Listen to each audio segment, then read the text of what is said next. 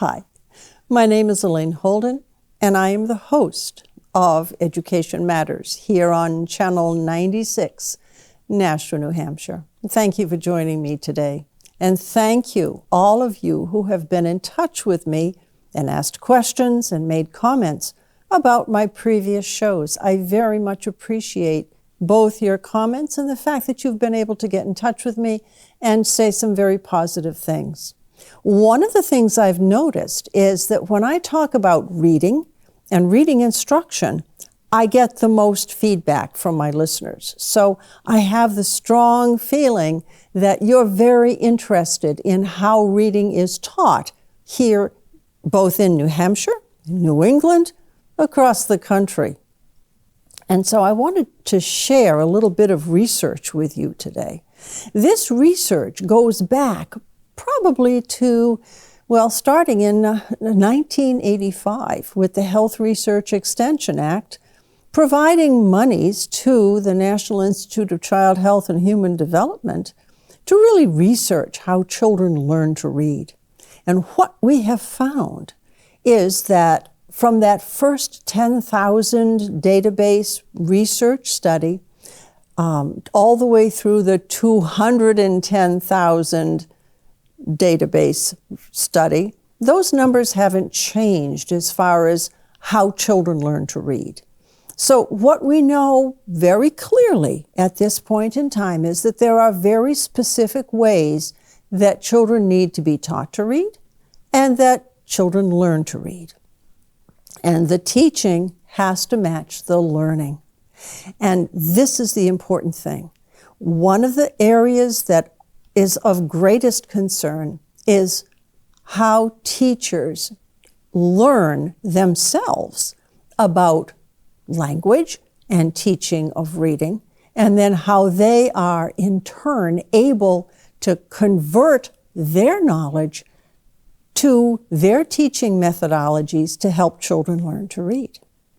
So there are three main things that teachers have to know before they start even thinking about teaching reading. The first one happens to be the pillars of reading. And I've talked about the pillars on this show before.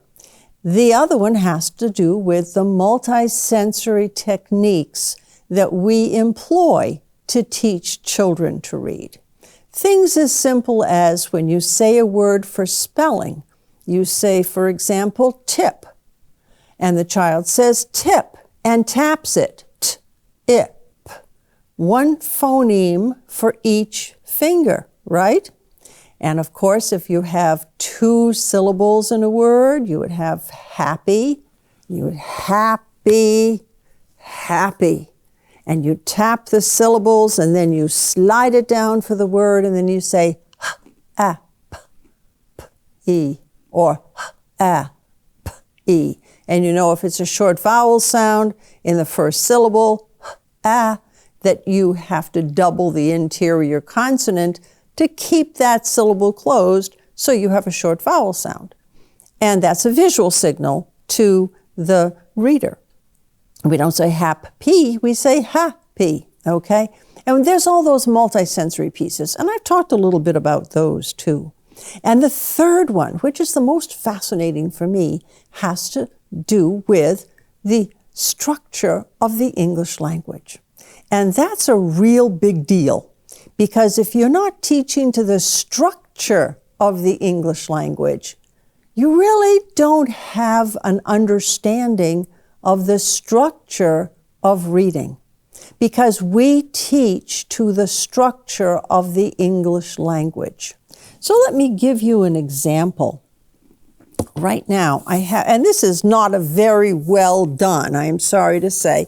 This is me doing a kind of a quick drawing, and my quick drawing is a pyramid, and down here at the bottom piece, I have Anglo-Saxon. And then I have Romance, and then I have Greek. What on earth does this mean? Well, probably 5 to 7% of our language, it has an Anglo-Saxon base. That's the foundation of the English language. English evolved over probably 1,200, 1,300 years. So it's not something that's brand new. It started out as what we call now Anglo-Saxon. The Angles and the Saxons invaded England, and there were Picts and Celts, I guess you would say, Celts, that lived in England at the time. They were kind of pushed back, pushed over toward Wales, pushed up towards Scotland, maybe a few of them over the water to Ireland. But the bottom line is that the Angles and the Saxons came into at least that southern part of the island that we call England now and settled. And so that was the beginnings of the language, the Anglo-Saxon language. And then, long about the time that the Renaissance occurred, we had an introduction of Latin. Now you're going to say something like, well, wait a minute, the Romans invaded England and they did that much earlier. What about the Romans? And those guys were speaking Latin. How come they didn't make an impact? Well, I don't think there's a lot of impact from the Roman occupation. Latin speaking or not, we don't have a lot of vestiges of the Roman occupation impacting the language, but we certainly do from the Renaissance onward. And then on top of that, we have the Greek language. And the Greek language is a section of the English language that we usually think about for math and science, and sometimes a little bit for social studies. So what does this tell us? Well, first of all, Anglo-Saxon is the glue that holds our English language together. Our English language evolved. We didn't always speak, English-speaking people did not always speak the way I'm speaking to you. For example, when we're teaching reading, we talk about the magic E or the silent E or the tricky E, however we talk about it. But we have a vowel, a consonant, and a silent E, like make and cake and bake, right? Love. And, oh, wait a minute, that doesn't sound right. We have love, and we have make and cake and bake, but we have the vowel, consonant, silent E, but we have that with love, too. How did that happen? Well, believe it or not, that E used to be said. It was a separate syllable. So I would make a cake. I would bake the cake, right? I would have that E articulated. Well, I also would love to eat a piece of cake. In other words, love used to be the way we said love. Long about 1700s, it went from love to love. And now finally, in 2022, it's love. So if I was writing a poem in the time of Geoffrey Chaucer, and I wanted to prove my love, prove and love would rhyme perfectly.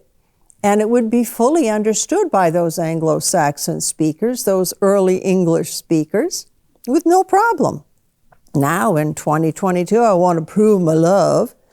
They're what we call sight words because the spelling hasn't changed, but the structure of the sound pattern has changed.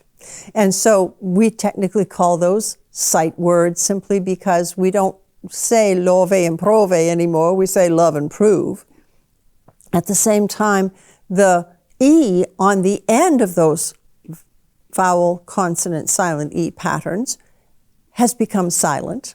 It's the path of least resistance, really, when you think about it. And if you don't have to say that last syllable, it's just as easy not to. And if you're still understood, what's the problem, right?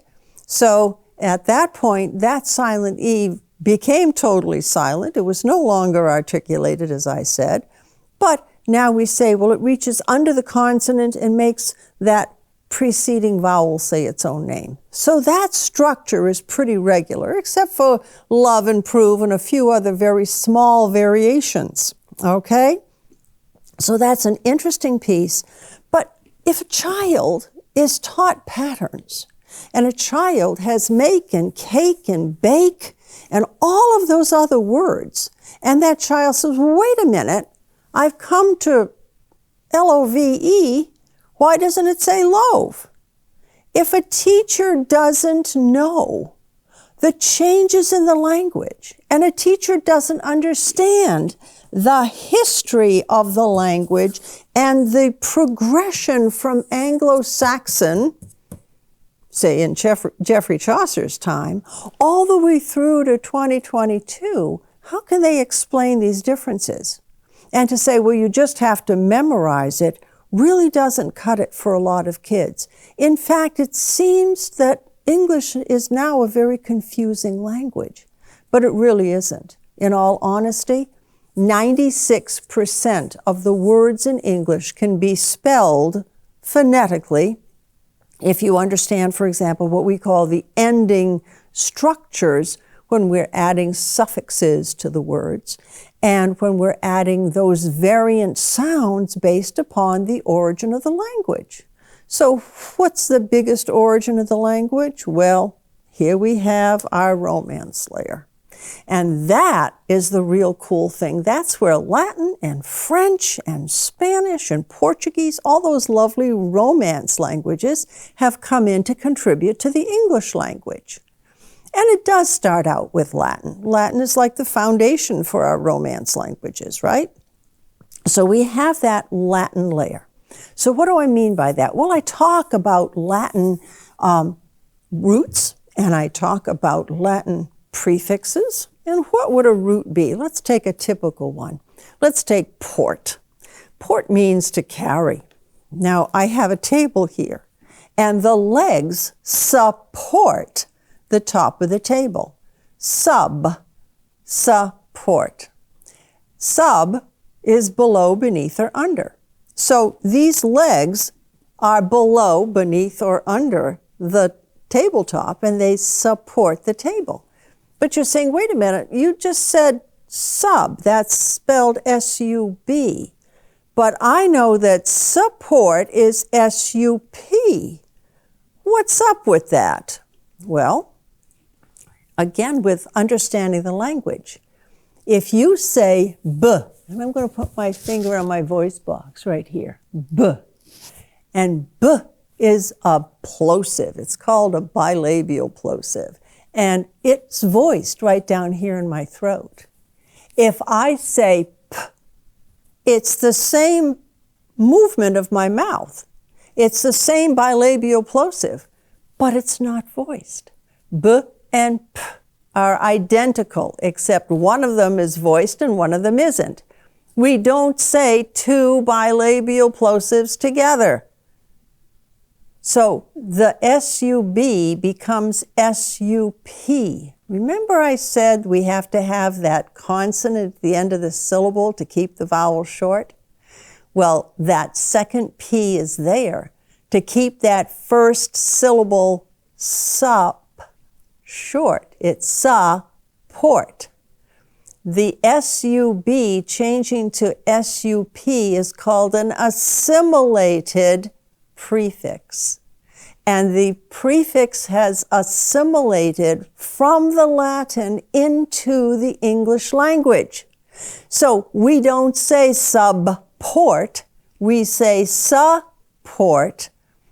That below, beneath, or under prefix is sitting there in front of port, which is to carry, and it's nice and smooth in our English language. So a teacher has to be able to explain that to a student, because otherwise it sounds totally confusing. The other thing is, and this is a real kicker, sometimes the children are told to memorize this. Think of the number of words that you would have to memorize in order to have all of those assimilated prefixes in your head and able to read the words.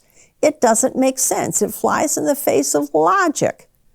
If you understand the assimilation process and you understand that you can't have a B and a P together, so you automatically make the B a P and put two P's, and it's S-U-P-P-O-R-T, and you know sup is the assimilation of sub, and sub means below, beneath, or under, and port is to carry. You're carrying from under. The legs of the table support the tabletop.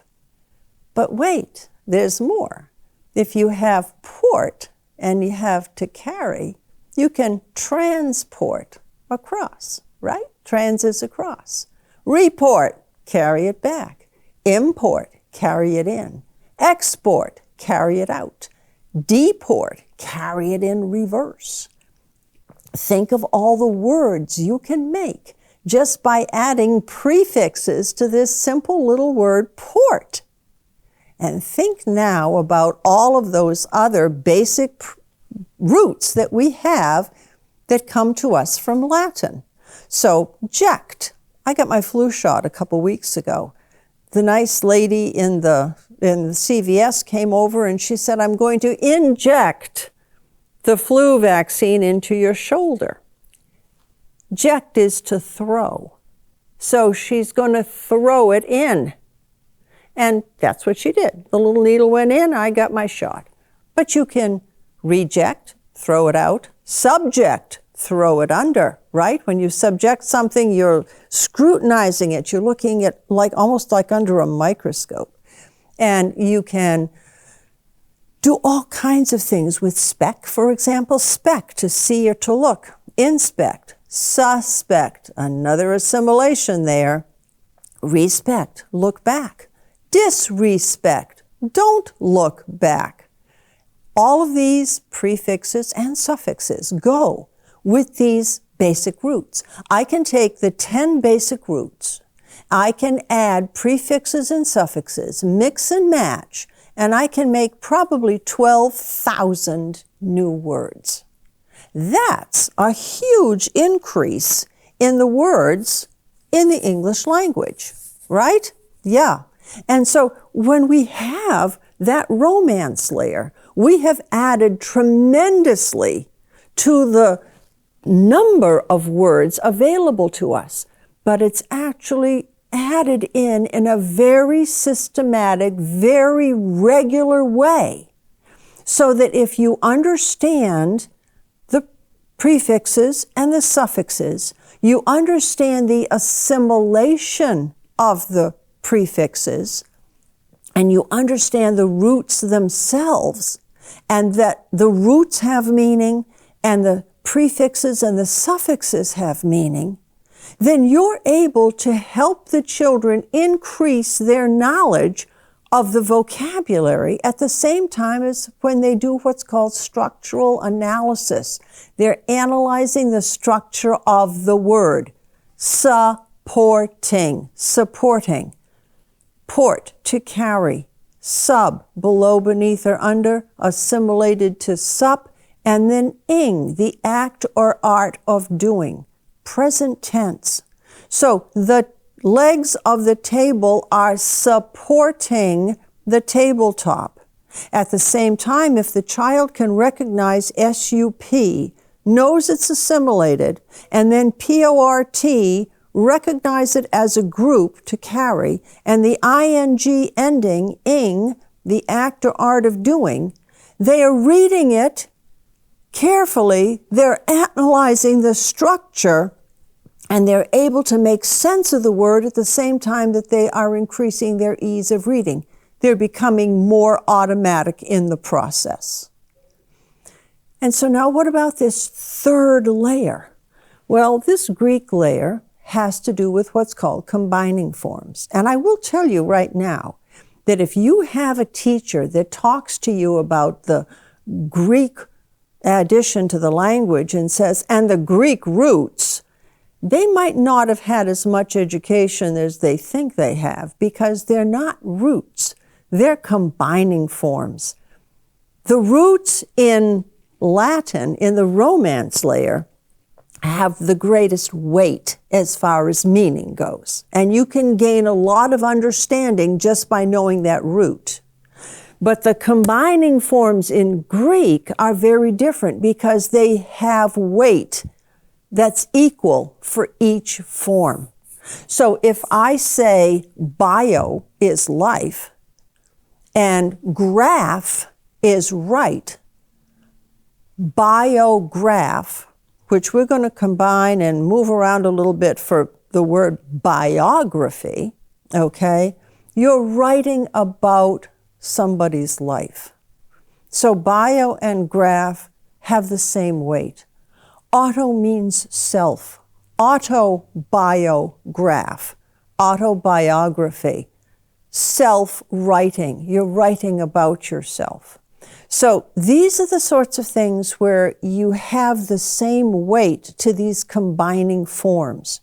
And once you know what that form means, you can mix and match right across the board. So for example, tele is distance, phone is sound, distance, sound, or sound from a distance, telephone, telegraph.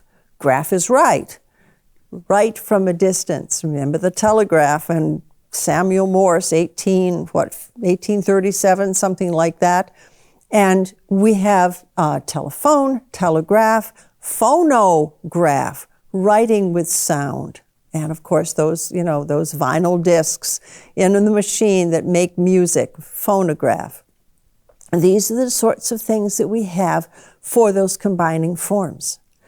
And this is what has to be explained to children in a very systematic way.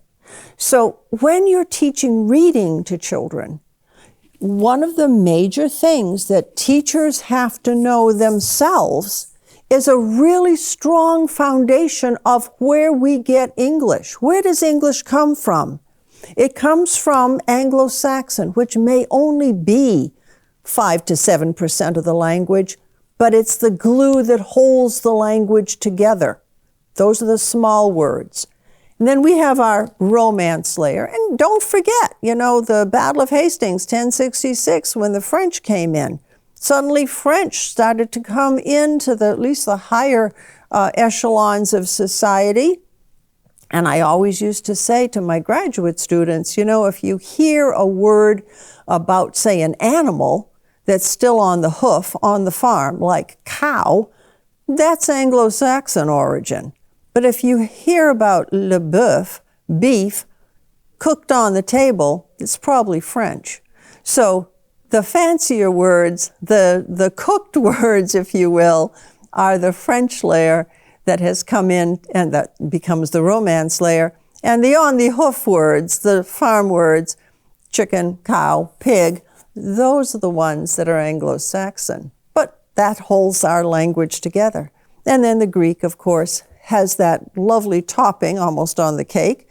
But that would be science and math and probably a little social studies. So think about how important that is for a teacher.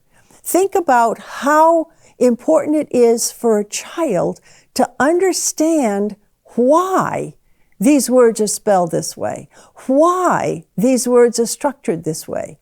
It makes perfect sense because it is regular, it is rule-based, it is not arbitrary at all. There is an absolute rhyme and reason to why our language is structured the way it is. And if we understand this as teachers, we can explain it to children. And when we explain it to children in a systematic fashion, this is part of structured literacy. This is part of structured reading. This is how our children learn. I talked about the pillars of reading, right?